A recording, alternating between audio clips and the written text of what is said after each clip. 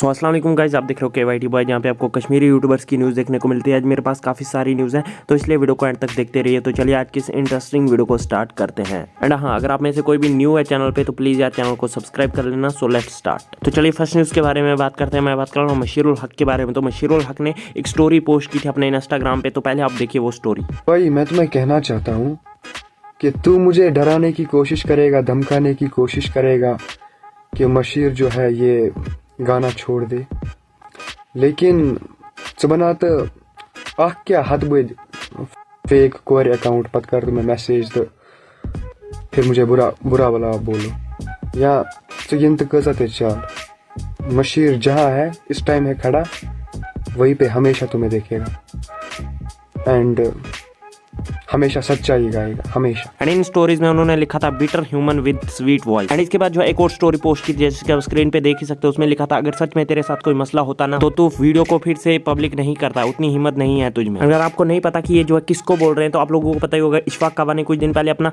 एक सॉन्ग जो है सेकंड चैनल से जो है प्राइवेट कर दिया था, बट अब उन्होंने वो फिर से पब्लिक कर दिया। एंड मशीरुल हक ने कुछ दिन पहले पोक किया था इशफाक काबा को, तो ये जो स्टोरीज है ये भी जो है उन्होंने इनडायरेक्टली रिप्ले किया है इशफाक काबा को। तो आप लोग इस बारे में क्या सोचते हो या नीचे कमेंट्स में जरूर से बताना। चलिए नेक्स्ट न्यूज़ के बारे में बात करते हैं। मैं बात कर रहा हूँ वानी टॉक्स के बारे में। तो आप लोगों को पता ही होगा कि वानी टॉक्स की जो है क्या कंट्रोवर्सी चल रही थी आजकल यूट्यूबर्स के साथ। और इस कंट्रोवर्सी में जो है रैप किड ने भी उनको रिप्ले किया था, जैसे कि आप स्क्रीन पे देख ही सकते हो उन्होंने क्या लिखा था। मैंने अपनी लास्ट वीडियो में कवर किया था। आज वानी टॉक्स ने जो है रैप किड को रिप्ले करते हुए एक स्टोरी पोस्ट की थी, तो आप देखिए वो स्टोरी।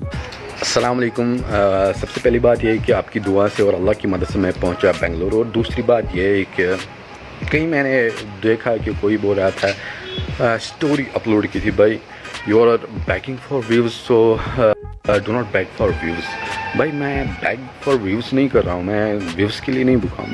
मैं लोगों को बताना चाहता हूँ कि कश्मीर मतलब जो ऑडियंस है वो किसको ज़्यादा सपोर्ट करती है, और जो कंटेंट क्रिएटर्स हैं उनको ज़्यादा सपोर्ट नहीं करते हैं।